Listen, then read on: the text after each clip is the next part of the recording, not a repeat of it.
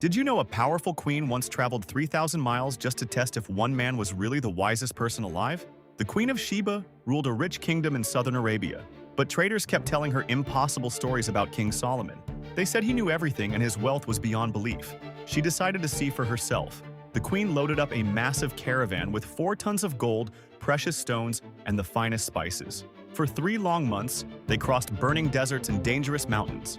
When she finally reached Jerusalem, she came prepared. She brought the hardest riddles and most difficult questions anyone had ever heard, questions that should stump even the wisest man. But Solomon answered every single one perfectly. Then he showed her his golden palace, his incredible food, his thousands of servants, and the breathtaking temple. The queen was speechless.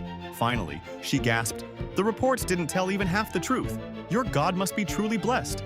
She gave Solomon all her gold and returned home, knowing she had met the wisest man who ever lived.